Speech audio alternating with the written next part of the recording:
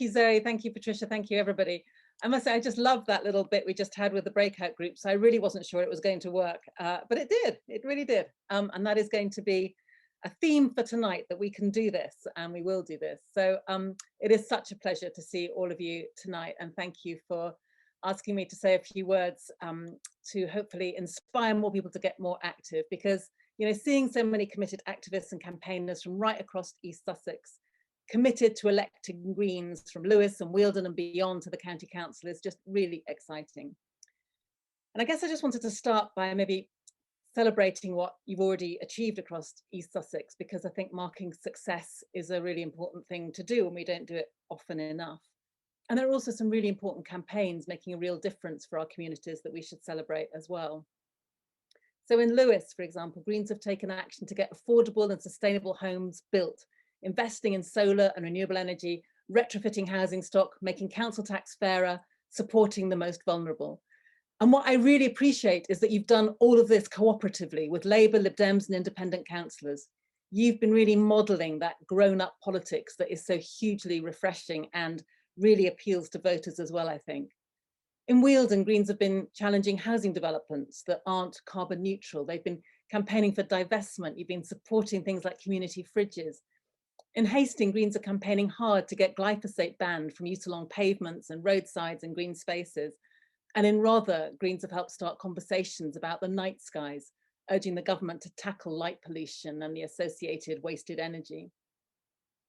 And on May the 6th, you know, if we all pull together and if everybody can really kind of play their part, there is every reason to believe that we can get Greens elected to East Sussex County Council for the very first time. And it just strikes me that, you know, it could not be more urgently needed, because although the other parties might have got the hang of saying a few warm green words from time to time, if you look at what they're actually doing, then the Greens are still needed, frankly, more than ever. You know, so for example, the County Council has declared a climate emergency, but as we know, words are cheap. Both Labour and Conservatives, having supported declaring a climate emergency, have voted against action being taken by 2030 in line with what the science demands. So as we take time to reflect on what we've achieved, I think we cannot help but remember the scale of the crisis that we face. Right now, I'm doing all I can in Parliament to kind of stand up for what we believe in, the social and environmental justice that is at the heart of our approach to politics. The right to peaceful protest, for example, that is under attack like never before. The assault on vulnerable people like asylum seekers that Priti Patel's inhumane and cruel new policies announced last week would utterly undermine. Or the idea that the government now has that 180 nuclear warheads aren't enough and somehow we need another 80 of them in order to be able to destroy the world even more times over. But as you would expect, of course, the real priority for me right now is the climate and nature crisis. And I just wanted to say a very few words about one of my priorities, which is a cross-party coalition that I'm trying to build behind what's called the Climate and Ecological Emergency Bill. It's a bit of a mouthful. We call it the C Bill for short, CEE Bill. And the reason that we need this bill and the reason that the Greens are at the forefront of championing it is because, as Greta Thunberg says, we need to tell the truth about the climate emergency. The truth that when the government says that it's aiming for a target of net zero by 2050, we know that that is nowhere near fast enough. As Greta says, act as if your house is on fire because it is. And net zero by 2050 is frankly like dialing 999 and asking the fire engines to come in 30 years' time. That just makes no sense. We need those fire engines right now. And that's what this bill is about. The 2008 Climate Act was pioneering in its time, but it's now frankly out of date. It's not ambitious enough.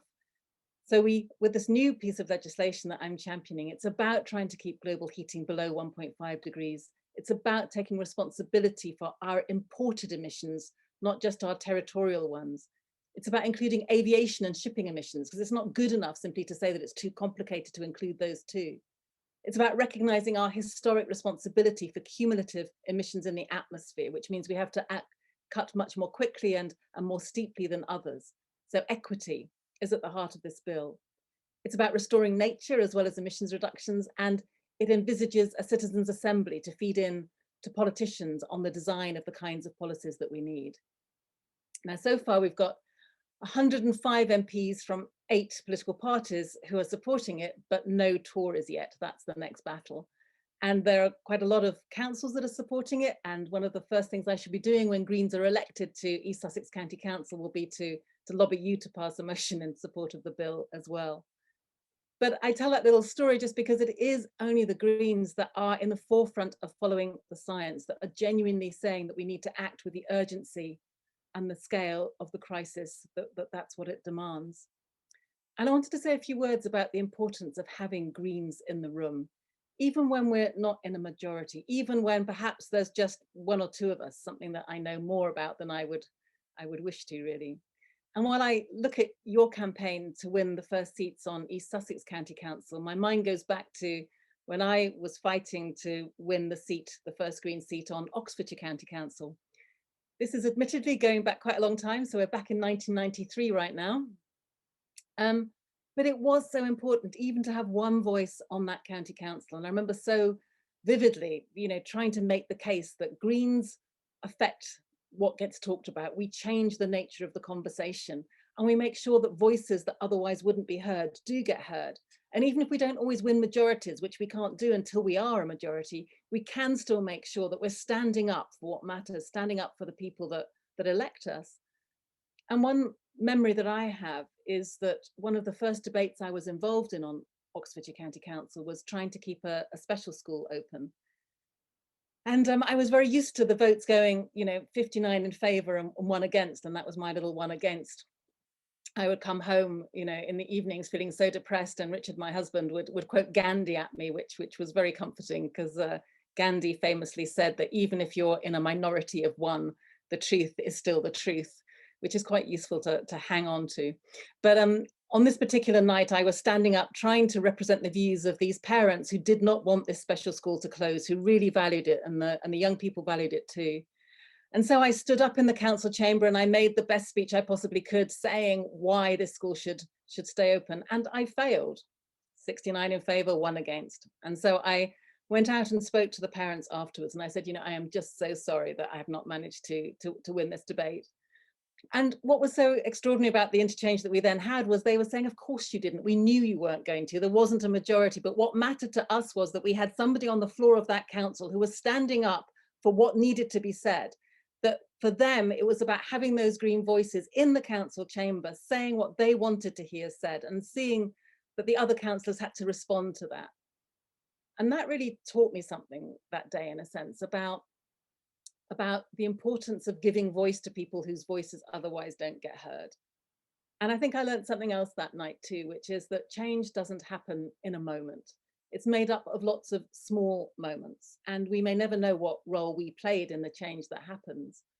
But trying and doing the right thing and raising our voices and standing up for others, it always matters, it always counts. What I also remember vividly, looking back at that time, back in 1993, was that my eldest son, Theo, was just 3 months old at the time and was usually strapped onto my front when we were out canvassing and leafleting. And it was a brilliant way to break the ice and start a doorstep conversation. I warmly recommend it, and borrow a baby if you don't have one. But what you find is that when you're standing on a doorstep and you've got some way of kind of breaking the ice like that, then discovering what you have in common with that potential Green voter, that is when the magic starts to happen. It's so easy to get lost in why we disagree or why we're different. But for me, being in a political party always starts with finding common ground, making a connection. Because if we're serious in our hope for and commitment to a better future, then we're going to have to take an awful lot of people with us. And that means listening to them, respecting their views, even when they're at odds with our own, and trying to understand where they're coming from. And a kind, compassionate politics, I think, is surely how we win every interaction, even if it isn't when we win every vote. Now, it was quite a hard job combining my work with being a counsellor, looking after a small baby. So I was lucky enough to have a couple of friends that I could ask literally to look after the baby for me, and I seriously couldn't have done it without them. And another lesson from that is that it's teams that win elections, not individuals, and it's teams that make a success of Greens in power. And like any good affinity group, it's about finding roles that play to people's strengths, and allowing them to make a positive contribution makes all the difference. And that's what needs to happen here in East Sussex, that all of you have definitely got a role to play. And it could be, it could be the leafleting, it could be the phoning up of constituents if you're not actually out on the doorstep. Hopefully it is out on the doorstep as well. But even if it isn't any of those, it might well be holding a baby, or it might well be making the teas, or being part of this movement for change, because everyone has a part to play in that. There is such a passion, I think, for environmental and social justice right across the length and breadth of this country. And whether it's caring about here our passionate Greens, it's our role to turn those passionate Greens out there into Green voters. The last year hasn't been easy for any of us. But even in the bleakest of time, I think hope does exist, as what the author Rebecca Solnit calls an axe you break down doors with in an emergency. And I think the challenge of our times is to stand up tall at this moment and give people something they can be proud to vote for on May the 6th, with conviction and a smile on their face. It's about giving people a choice to live in a world limited by the climate emergency, or a just transition to a future that's liberated from it. I was really struck by the slogan of the Scottish Greens right now. The Scottish Greens are doing incredibly well and are likely to increase their number of members of the Scottish Parliament. But their slogan is "Vote as if the future depends on it." I think that's really fantastic, because the future does depend on it in ways that cannot be overstated. So here in Lewes and in Wealden and beyond, what you're doing now, every time you knock on a door, every time someone helps to print leaflets, every time you speak with voters, it's all helping to make the future that we know is possible get that little bit closer. And we might never know how our actions contribute to the change that's coming. You may be the one who sparks something in the next Greta Thunberg. You may be the one who, just by listening to someone with kindness, gives them a reason to vote Green one day. And that's the vote that wins enough seats to take control of the council, which then a few years later leads to the next Green MP being elected, and so on. I guess what I'm simply trying to say is that every single thing you do makes a difference. So I'm incredibly excited about what I hope we can achieve in these forthcoming elections, because Greens here are hoping to seize this once in a 4-year opportunity to get Greens elected for the first time to East Sussex County Council. That is an incredibly exciting prospect. And with the Conservatives only needing to lose 6 seats across East Sussex to lose control of the council, there is every reason to hope that we can play a part in a new future for the council. More Greens elected means more democracy and more action on the climate crisis. It means having Cornelia Osborne from Wealden East and Johnny Denny from Ringmer and Lewes Bridge working hard for their communities, alongside Georgia Taylor from Forest Row and Groombridge, and Zoe from Chailey, and Gemma from Seaford North. Elections are such a crucial opportunity for us to get out there, to tell our story, and to hear from voters. And even in these COVID restricted times, we do have to be out there and do what we do best, which I think is inspiring others with our belief in what's possible, that better future that is possible. And so when we cast a vote on polling day, we're exercising a right that was hard won. But we're also writing a new history for our planet, I think, and the people who inhabit it. And I think it's your job to make people feel excited about that choice, to take them on a journey that's full of the potential we see around us for that brighter future, to vote Green. So I feel really excited about these elections, and I just want to encourage you again to do everything that you possibly can to get involved, to recognise that whatever the contribution that you can make, it really does make a difference. And I look forward to finding out how well you've all done in around 6 weeks' time.